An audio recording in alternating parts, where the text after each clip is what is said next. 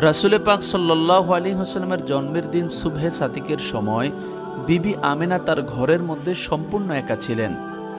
এমন সময় হঠাৎ তিনি আকাশের দিক থেকে বিকট এক আওয়াজ শুনতে পেলেন। আওয়াজ শোনা মাত্রই তিনি অত্যন্ত ভীত সন্ত্রস্ত হয়ে পড়লেন। কিছুক্ষণ পর তিনি দেখতে পেলেন যে মোরগের আকৃতির একটি পাখি তার ঘরের মধ্যে প্রবেশ করছে।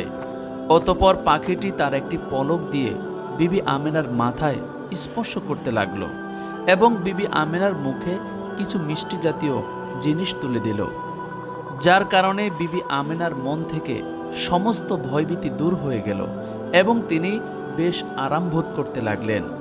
অতঃপর পাখিটি সেখান থেকে বিদায় গ্রহণ করল। পাখিটি চলে যাওয়ার পর হঠাৎ একজন সুন্দর যুবক বিবি আমেনার ঘরে প্রবেশ করলেন। তার হাতে ছিল একটি শরবতের পেয়ালা। যুবকটি বিবি আমেনাকে বলল, হে আমেনা, আপনি এই শরবতটি পান করুন। তখন বিবি আমেনা উক্ত যুবকের হাত থেকে শরবতের পেয়ালাটি নিয়ে পান করলেন। শরবতটি পান করার সাথে সাথে বিবি আমেনা সমস্ত শরীরে সজীবতা অনুভব করলেন। এরপর উক্ত যুবক বিবি আমেনার ঘর থেকে বিদায় গ্রহণ করলেন। অতঃপর কয়েকজন সুন্দরী নারী আকাশের দিক থেকে বিবি আমেনার ঘরে তাশরিফ আনলেন।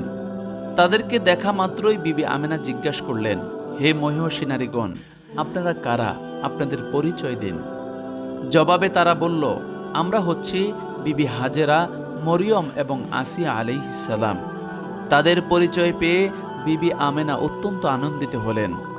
এরপর তারা বিবি আমেনাকে লক্ষ্য করে বললেন, আপনার চিন্তার কোনো কারণ নেই, আমাদেরকে আল্লাহ তাআলা আপনার খেদমতের জন্যই পাঠিয়েছেন।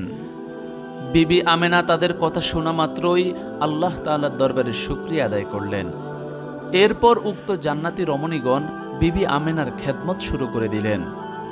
এরপর অদৃশ্য থেকে একটি আওয়াজ ভেসে আসলো। কে যেন আমেনাকে লক্ষ্য করে বলছে, হে আমেনা, একটু পরেই তোমার সন্তান ভূমিষ্ঠ হবে। তুমি তোমার সন্তানটিকে মানুষের দৃষ্টির আলে রেখো, কেননা তিনি সাধারণ কোনো লোক নয়, তিনি আল্লাহর পেয়ারা হাবিব এবং দোজাহানের বাদশা হবেন। অদৃশ্য আওয়াজটা শেষ হওয়ার সাথে সাথেই আরও কয়েকজন সুন্দরী নারী মেশক, আম্বর ও অন্যান্য সুগন্ধি নিয়ে বিবি আমেনার কামরায় আগমন করল। ইতিমধ্যে বিবি আমেনা লক্ষ্য করলেন যে তাদের আগমনের সাথে সাথেই ওই ঘরের মধ্যে অনেকগুলো জান্নাতি পাখি উড়তে শুরু করল। বিবি আমেনা এমন ধরনের পাখি জীবনে কখনো দেখেননি। এই সকল কুদরত ও দৃশ্য দেখে বিবি আমেনার চোখ জুড়িয়ে গেল এবং তিনি আল্লাহ তাআলার দরবারে মন ভরে শুকরিয়া আদায় করলেন। এর কিছুক্ষণ পরেই মনোমুগ্ধকর পরিবেশের মধ্যে তাশরিফ নিলেন দোজাহানের কামলিওয়ালা নবী হযরত মুহাম্মদ সাল্লাল্লাহু আলাইহি ওয়াসাল্লাম। তিনি ভূমিষ্ঠ হওয়ার সাথে সাথেই সিজদায় পতিত হয়ে বলা শুরু করলেন, লা ইলাহা ইল্লাল্লাহু মুহাম্মাদুর রাসূলুল্লাহ সাল্লাল্লাহু আলাইহি ওয়াসাল্লাম। শিশু মুহাম্মদ সাল্লাল্লাহু আলাইহি ওয়াসাল্লাম জন্মগ্রহণ করার সাথে সাথে বিবি আমেনার ঘরটি আলোকিত হয়ে গেল। বিবি আমেনা বলেন, আমার রেহেম থেকে এমন একটি নূর বের হলো যে সেই নূরের আলোয় আমি শাম সিরিয়ার প্রাসাদগুলো পর্যন্ত দেখতে পেয়েছিলাম। অতঃপর আকাশ থেকে একখণ্ড মেঘ নেমে এসে শিশু মুহাম্মদ সাল্লাল্লাহু আলাইহি ওয়াসাল্লামকে বিবি আমেনার কোল থেকে নিয়ে উপরের দিকে চলে গেল। এই সময় অদৃশ্য থেকে একটি আওয়াজ আসলো, এই শিশুটিকে সমগ্র পৃথিবী ভ্রমণ করিয়ে নিয়ে আসো, যাতে সারা দুনিয়ার সকল মাখলুক এই শিশুটির কাছ থেকে বরকত হাসিল করতে পারে। শিশু মুহাম্মদ সাল্লাল্লাহু আলাইহি ওয়াসাল্লামকে মেঘখণ্ড নিয়ে যাওয়ার পর বিবি আমেনা ঘরের মধ্যে একাকী বসে বিভিন্ন চিন্তা করতে লাগলেন। ঠিক এমন সময় কিছুক্ষণ পরেই মেঘখণ্ডটি আবার শিশু মুহাম্মদ সাল্লাল্লাহু আলাইহি ওয়াসাল্লামকে বিবি আমেনার ঘরে পুনরায় নিয়ে আসলেন এবং বিবি আমেনার কোলে শিশু মুহাম্মদ সাল্লাল্লাহু আলাইহি ওয়াসাল্লামকে ফিরিয়ে দিয়ে মেঘখণ্ডটি সেখান থেকে বিদায় গ্রহণ করলেন। এরপর বিবি আমেনার ঘরে তিনজন জান্নাতি সুদর্শন যুবক প্রবেশ করল, যাদের একজনের হাতে ছিল স্বর্ণের একটি পানির কলসি, দ্বিতীয় জনের হাতে ছিল একটি জান্নাতি আংটি এবং তৃতীয় জনের হাতে ছিল একটি রেশমি কাপড়ের টুকরা। প্রথম ব্যক্তি বিবি আমেনার কোল থেকে শিশু মুহাম্মদ সাল্লাল্লাহু আলাইহি ওয়াসাল্লামকে নিয়ে সুন্দরভাবে গোসল করিয়ে দিলেন।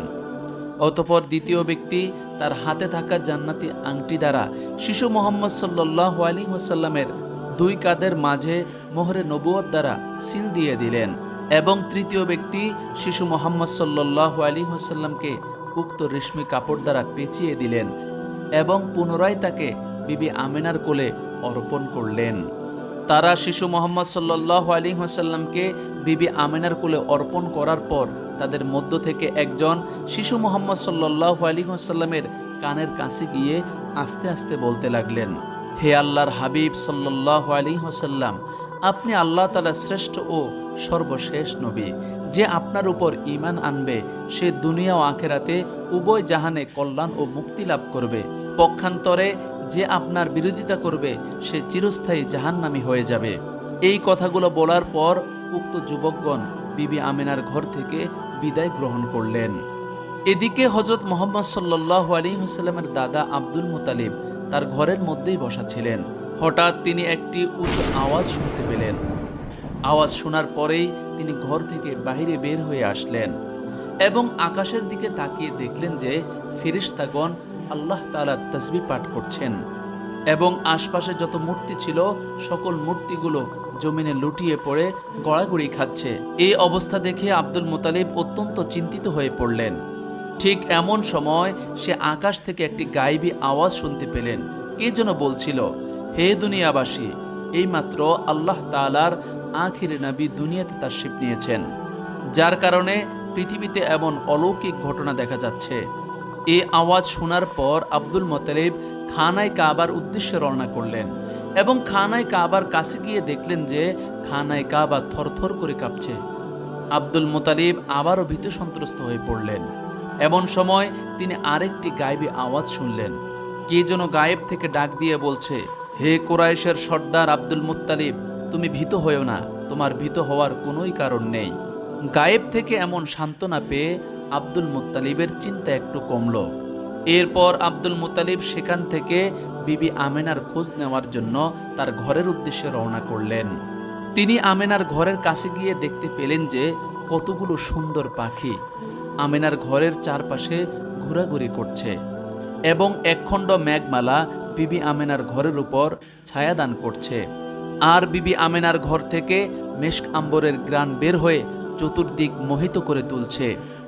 এই অবস্থাগুলো দেখে আব্দুল মুত্তালিব অত্যন্ত আশ্চর্যিত হয়ে পড়লেন এবং তিনি বিবি আমেনার দরজার কাছে গিয়ে উপস্থিত হলেন এবং দরজার ফাঁক দিয়ে বিবি আমেনাকে এক নজর দেখা মাত্রই বলা শুরু করলেন, হে আমেনা, তোমার কপালে এতদিন যে নূর দেখছিলাম, আজকে তো সে নূর দেখছি না, তোমার নূর কোথায় হারিয়ে গেল? বিবি আমেনা তখন জবাব দিল, আব্বাজি, যে নূর আপনি আমার কপালে দেখছিলেন সে তো আমার নূর নয়, যার নূর সে আমার রেহেম থেকে দুনিয়াতে তাশরিফ নিয়েছে, এজন্যই আপনি আমার কপালে সে নূর দেখছেন না। আমার সেই নূর আর কেউ নয়, আপনার প্রিয় নাতি শিশু মুহাম্মদ সাল্লাল্লাহু আলাইহি ওয়াসাল্লাম। অতঃপর বিবি আমেনা আব্দুল মুতালিবের জন্য তার রুমের দরজা খুলে দিলেন। দরজা খুলে দেওয়ার পরপরই আব্দুল মুতালিব বিবি আমেনার ঘরে প্রবেশ করলেন এবং শিশুনবী হযরত মুহাম্মদ সাল্লাল্লাহু আলাইহি ওয়াসাল্লামকে এক নজর দেখা মাত্রই তার অন্তরাত্মা জুড়িয়ে গেল। অতঃপর তিনি শিশু মুহাম্মদ সাল্লাল্লাহু আলাইহি ওয়াসাল্লামকে কোলে উঠিয়ে নিলেন এবং তার কপালে শত সহস্র আদর করতে লাগলেন। এরপর আব্দুল মুত্তালিব শিশুনবী মুহাম্মদ সাল্লাল্লাহু আলাইহি ওয়াসাল্লামকে নিয়ে খানায় কাবার দিকে রওনা করলেন এবং তাকে কোলে নিয়ে কাবাঘর তাওয়াফ করলেন। তাওয়াফ শেষ করার পর শিশুনবী মুহাম্মদ সাল্লাল্লাহু আলাইহি ওয়াসাল্লামকে তার মায়ের নিকট পৌঁছে দিলেন। এরপর আব্দুল মুত্তালিব উট জবাই করে মানুষকে দাওয়াত করে খাওয়াতে লাগলেন এবং নবীজির আগমনে আনন্দ প্রকাশ করতে লাগলেন। খাওয়া দাওয়া শেষ হলে এক ব্যক্তি আব্দুল মুত্তালিবের কাছে গিয়ে বলল, হে আব্দুল মুত্তালিব, তুমি কি ভেবে তোমার নাতির নাম মোহাম্মদ রেখেছ? আব্দুল মুত্তালিব জবাব দিল, মোহাম্মদ নামের অর্থ প্রশংসিত। আমি চাই আমার এই নাতি সারা পৃথিবীর মাঝে প্রশংসিত হয়ে থাকুক, এজন্যই আমি তার নাম মোহাম্মদ রেখেছি। এদিকে আরবের রীতি অনুযায়ী শিশুনবী মুহাম্মদ সাল্লাল্লাহু আলাইহি ওয়াসাল্লামের জন্য একজন দুধ মাতার প্রয়োজন ছিল, কিন্তু কোথায়ও কোনো দুধ মাতার খোঁজ পাওয়া যাচ্ছিল না। তাই কিছুদিন আবুল আহাবের দাসী সুয়াইবা শিশুনবী হজরত মুহাম্মদ সাল্লাল্লাহু আলাইহি ওয়াসাল্লামকে দুধ পান করালেন। এর কিছুদিন পরেই তায়েফের বনু সাদ গোত্রের মহিলারা নবজাতক দুগ্ধপোষ্য শিশুর খোঁজে মক্কার উদ্দেশ্যে রওনা করল। তারা মক্কায় পৌঁছেই তাদের পছন্দ মতো শিশু নির্বাচন করতে লাগলো। তাদের মাঝে অনেকে এসে মুহাম্মদ সাল্লাল্লাহু আলাইহি ওয়াসাল্লামের কাছে হাজির হলো, কিন্তু শিশুনবী মুহাম্মদ সাল্লাল্লাহু আলাইহি ওয়াসাল্লাম এতিম হওয়ায় তাকে কেউ গ্রহণ করলো না, কারণ তাকে দুধ পান করালেও কোনো ভালো উপঢৌকন পাওয়া যাবে না। এক কথায় শিশুনবী মুহাম্মদ সাল্লাল্লাহু আলাইহি ওয়াসাল্লামকে সবাই অবজ্ঞা করে সেখান থেকে চলে গেল। এদিকে বিবি হালিমা রাদিয়াল্লাহু তাআলা আনহা তার স্বামীর কাছে ছিলেন। তিনি গরিব হওয়ার কারণে ধনী ফ্যামিলির কোনো শিশুই তিনি পেলেন না, কারণ সবাই ভাবছিল তার কাছে সন্তান দিলে সন্তানের অযত্ন হবে।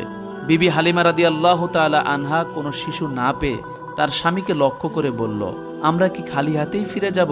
আমার খুব কষ্ট হচ্ছে, আপনি যদি অনুমতি দেন তাহলে আমরা ওই এতিম বাচ্চাটিকে নিয়ে ফিরব, যাকে সবাই অবজ্ঞা করেছে। কারণ খালি হাতে ফিরার চেয়ে ওই এতিম বাচ্চাটিকে নিয়ে ফিরাই আমাদের জন্য অনেক কল্যাণকর হবে। হযরত হালিমা রাদিয়াল্লাহু তাআলা আনহার কথা শুনে তার স্বামী তাকে অনুমতি দিলেন। স্বামীর অনুমতি পাওয়া মাত্রই হযরত হালিমা রাদিয়াল্লাহু তাআলা আনহা বিবি আমেনার নিকট আগমন করলেন এবং বিবি আমেনাকে লক্ষ্য করে বললেন, আপনার যদি ইচ্ছা থাকে তাহলে আমি আপনার বাচ্চাটিকে নিতে চাই এবং পরম যত্নে আমার দুগ্ধ পান করাতে চাই। তার আবেগময় কথা শুনে বিবি আমেনা অত্যন্ত খুশি হলেন এবং সন্তানের জন্য দাত্রীমাতা খুঁজে পাওয়ায় আল্লাহ তাআলার দরবারে শুকরিয়া আদায় করলেন। অতঃপর বিবি আমেনার কাছ থেকে হযরত হালিমা রাদিয়াল্লাহু তাআলা আনহা শিশু মুহাম্মদ সাল্লাল্লাহু আলাইহি ওয়াসাল্লামকে নিজের কোলে তুলে নিলেন এবং তাকে দুধ পান করাতে লাগলেন। হযরত হালিমা রাদিয়াল্লাহু তাআলা আনহা বলেন, শিশু মুহাম্মদ সাল্লাল্লাহু আলাইহি ওয়াসাল্লামকে দুধ পান করানোর আগে আমার স্তনে নামে মাত্র দুধ ছিল, কিন্তু তাকে কোলে নেওয়ার সাথে সাথে তার বরকতে আমার দুই স্তন দুধে পরিপূর্ণ হয়ে গেল। অতঃপর হযরত হালিমা রাদিয়াল্লাহু তাআলা আনহা শিশু মুহাম্মদ সাল্লাল্লাহু আলাইহি ওয়াসাল্লামকে নিয়ে বিবি আমেনার কাছ থেকে বিদায় নিয়ে তাঁবুর উদ্দেশ্যে রওনা করলেন। তারা তাদের তাঁবুর কাছে পৌঁছে আশ্চর্য হয়ে গেলেন, কারণ তাদের তাঁবুর সামনেই ছিল তাদের দুর্বল উটনীটি। শিশু নবী মুহাম্মদ সাল্লাল্লাহু আলাইহি ওয়াসাল্লামকে কোলে তুলে নিয়ে তাঁবুর কাছে আসতেই তারা দেখতে পেল যে তাদের দুর্বল উটনীটি সতেজ ও সবল হয়ে দাঁড়িয়ে রয়েছে এবং তার দুধ টপকে টপকে পড়ছে। অথচ ইতিপূর্বে উটনীটির দুধ নামে মাত্র ছিল, যার দ্বারা তারা তৃপ্তি সহকারে পান করতে পারত না। হযরত হালিমা রাদিয়াল্লাহু তাআলা আনহা তিনি বলেন, মুহাম্মদ সাল্লাল্লাহু আলাইহি ওয়াসাল্লামের বরকতে আমাদের উক্ত উটনীটি এতই দুধ দিল যে আমরা উদর পূর্ণ করে সকলেই পান করলাম, তারপরেও দুধ বাকি ছিল। সুবহানাল্লাহ। এই সকল কুদরতি নিদর্শন দেখে বিবি হালিমার স্বামী তাকে লক্ষ্য করে বলল, হালিমা, আমার মনে হয় এই শিশুটি অত্যন্ত বরকতময়, যার কারণে তাকে আমরা গ্রহণ করার পর থেকেই আমাদের রিজিকের মধ্যে আল্লাহ তাআলা বরকত দান করেছেন। সুবহানাল্লাহ। অতঃপর তারা কাফেলার সাথে তায়েফের উদ্দেশ্যে রওনা করলেন, কিন্তু হালিমার গাদাটি সকলের আগে আগে হেঁটে চলতে শুরু করলো। তা দেখে কাফেলার সাথীরা বলল, আরে এ তো সেই গাদাটি যাতে চড়ে হালিমা এসেছিল। আসার সময় গাদাটি তো ভালো করে হাঁটতেই পারছিল না, এখন কি এমন হলো যে গাদাটি আমাদেরকে পিছনে ফেলে সবার আগেই চলে যাচ্ছে?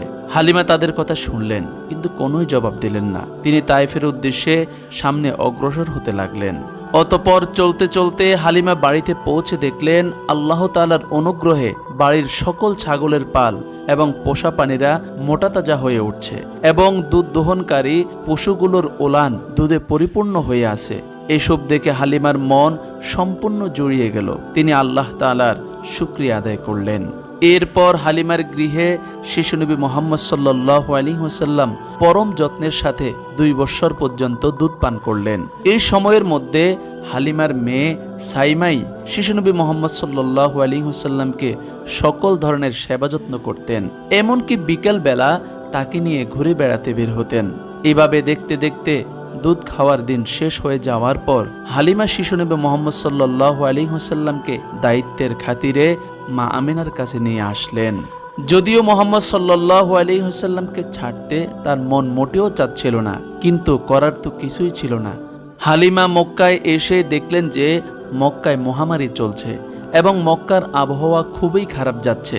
এই অবস্থা দেখে হালিমা বিবি আমেনাকে লক্ষ্য করে বললেন, প্রিয় বোন, আমার ভয় হচ্ছে মক্কার এই খারাপ আবহাওয়ায় মোহাম্মদকে রেখে দিলে তার কোনো ক্ষয়ক্ষতি হতে পারে। সে কথা বিবেচনা করে আমি আপনার নিকট একটি অনুরোধ করতে চাই। যদি আপনার অনুমতি থাকে তাহলে মোহাম্মদকে আমার কাছে আরও কিছুদিন রাখতে চাই। মক্কার আবহাওয়া ভালো হলেই আমি তাকে আপনার কাছে পৌঁছে দেব। বিবি হালিমা বারবার অনুরোধ করার কারণে মা আমিনা রাজি হয়ে গেলেন এবং বিবি হালিমার কাছেই তাকে আবার সুপর্দ করলেন। শিশু মোহাম্মদ সাল্লাল্লাহু আলাইহি ওয়াসাল্লামকে নিজের কাছে আরও কিছুদিন রাখা যাবে এমন অনুমতি পেয়ে বিবি হালিমা অত্যন্ত খুশি হলেন। এরপর হালিমা তাকে তার বাসায় নিয়ে গেলেন এবং পরম যত্নে আদর স্নেহ করে আগলে রাখতে লাগলেন। একদা শিশুনবী মোহাম্মদ সাল্লাল্লাহু আলাইহি ওয়াসাল্লাম তার দুধ ভাই আব্দুল্লাহর সাথে মাঠে খেলাধুলা করছিলেন। তখন হঠাৎ কয়েকজন ফেরেশতা মোহাম্মদ সাল্লাল্লাহু আলাইহি ওয়াসাল্লামের নিকট আগমন করলো এবং তাকে চিৎ করে শুইয়ে দিল। অতঃপর তার বুক চিরে সেখান থেকে তার হৃৎপিণ্ডটি বের করে জমজমের পানি দিয়ে ধুয়ে তা পুনরায় জায়গা মতো স্থাপন করে দিল।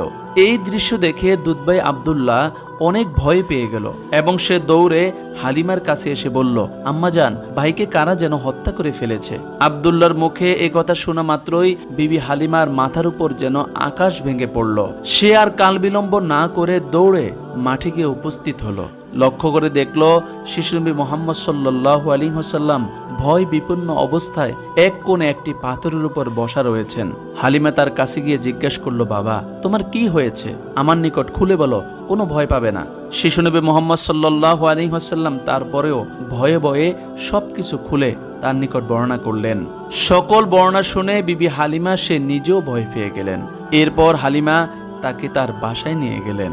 এরপর থেকে বিবি হালিমা সব সময় আতঙ্কিত হয়ে থাকতেন, কেউ না জানে শিশু মোহাম্মদ সাল্লাল্লাহু আলাইহি ওয়াসাল্লামের কোনো ক্ষতি করে ফেলে।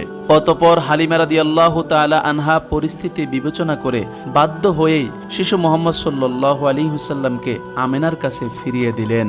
তখন নবীজির বয়স ছিল মাত্র 5 বছর। এরপর থেকে শিশু নবী মোহাম্মদ সাল্লাল্লাহু আলাইহি ওয়াসাল্লাম তার দাদা আব্দুল মুত্তালিব এবং মা আমেনার ভালোবাসায় বড় হতে লাগলেন। প্রিয় দর্শক, আজকের ভিডিওটি এখানে শেষ করতে চাচ্ছি।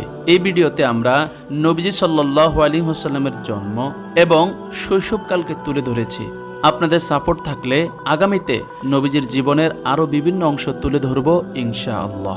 আজকের ভিডিওটি আপনাদের কেমন লাগলো অবশ্যই কমেন্টের মাধ্যমে জানিয়ে দেবেন এবং আমাদের ভিডিওগুলো সুন্দর লাগলে সাবস্ক্রাইব করে অবশ্যই আমাদের পাশে থাকবেন। আগামী ভিডিওটি দেখার আমন্ত্রণ জানিয়ে আজকের মতো এখানে শেষ করছি। আসসালামু আলাইকুম ওয়া রাহমাতুল্লাহি ওয়া বারাকাতুহু।